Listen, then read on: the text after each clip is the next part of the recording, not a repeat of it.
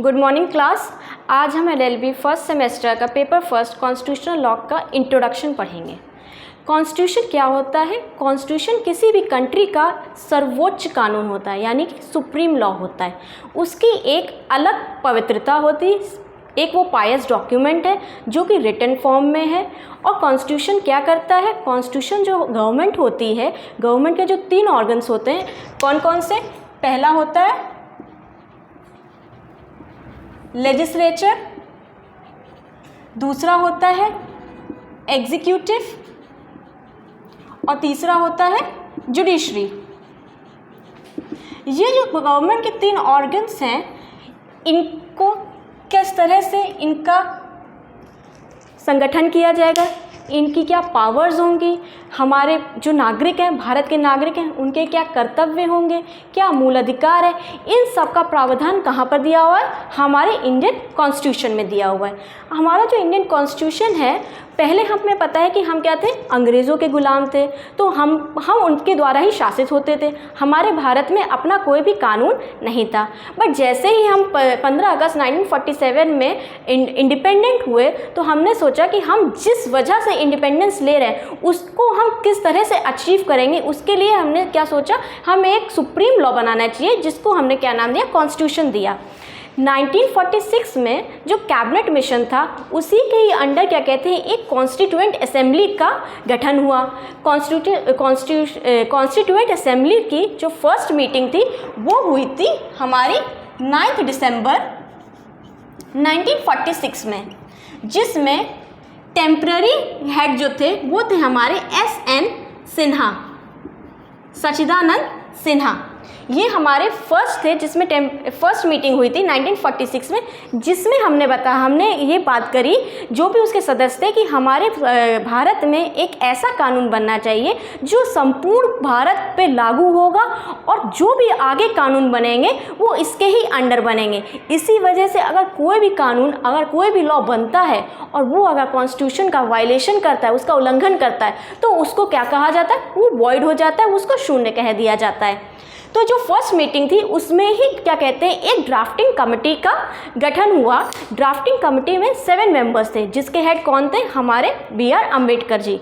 उन्होंने एक प्रपोजल रखा जिसमें कॉन्स्टिट्यूशन को किस तरह से बनाना है, उसमें क्या क्या प्रोविजंस होंगे, कितने आर्टिकल्स होंगे, कितने पार्ट्स होंगे, उसके बारे में उन्होंने डिस्कशन किया।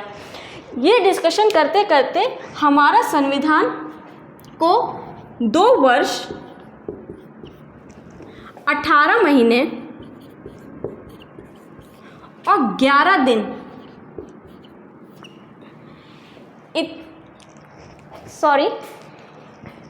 2 वर्ष 11 महीने और 18 दिन लगे, और 26 नवंबर 1949 में हमारा पूरा कॉन्स्टिट्यूशन बनके तैयार हो गया। जिसमें जब हमारा कॉन्स्टिट्यूशन बनके तैयार हुआ, तो उसमें जब ओरिजिनल कॉन्स्टिट्यूशन बना तो उसमें 22 पार्ट्स थे, 395 आर्टिकल्स थे और 8 आपके स्केड्यूल्स थे।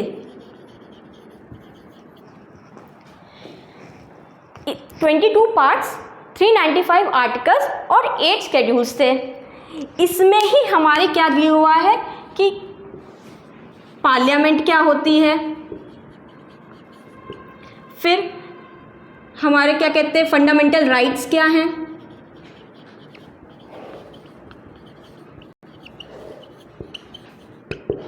फंडामेंटल ड्यूटीज़ क्या हैं, किस तरह की फॉर्म ऑफ गवर्नमेंट होगी यहाँ पर,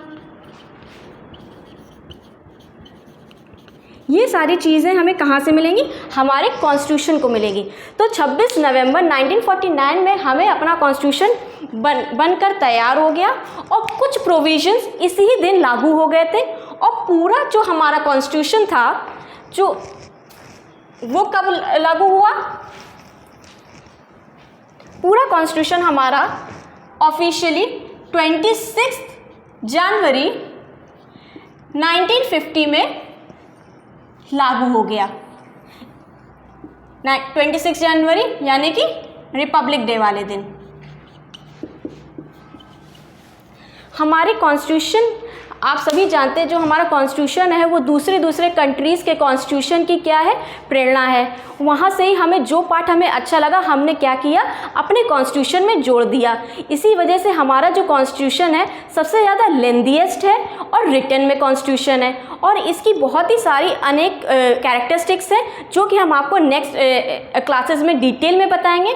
जैसे कि हमारे कॉन्स्टिट्यूशन में हमें फंडामेंटल राइट्स दिए हुए हैं, किस तरह की गवर्नमेंट होगी, इसमें क्या कहते हैं, जो भी 18 साल से ऊपर का वयस्क नागरिक होगा उसको राइट टू वोट का प्रोविज़न दिया हुआ है।